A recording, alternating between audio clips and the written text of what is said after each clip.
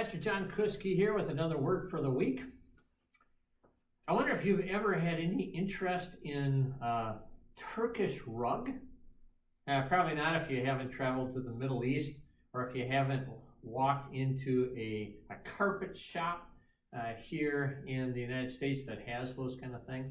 If you ever have seen one, looked at it close up, they're beautiful rugs that work well as a throw rug in your house.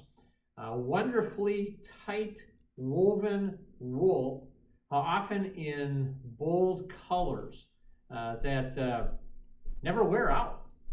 The only problem is that there's some cheap imitations that do wear out. So how do you tell? Well, here's the way. You take some flame and hold it up to that real woolen rug, and it won't burn, because tightly woven wool won't burn. It won't melt like the cheap synthetic imitations. Is your faith real? You know, sometimes that becomes a question. Will it hold up under fiery tests, like when you fail big time and now you're going to pay for it big?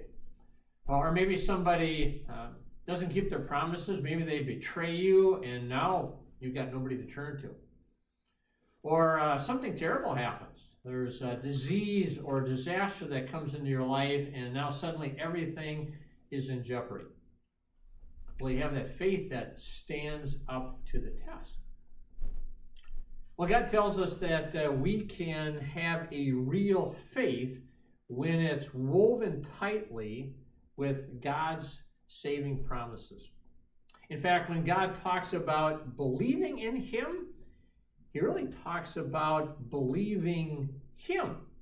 Listen to how that's expressed in the life of Abraham. Romans 4 tells us, "For what does Scripture say?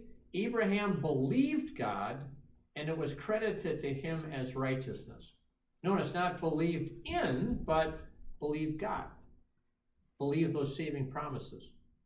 Those saving promises were infused into his faith, and in a sense, it made it fire retardant.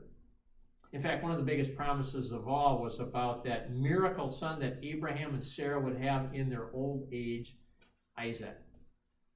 Maybe you know where I'm going with this. God gives us that promise that was connected with Abraham's about his son, and all those saving promises that go with him in order to give us a real faith.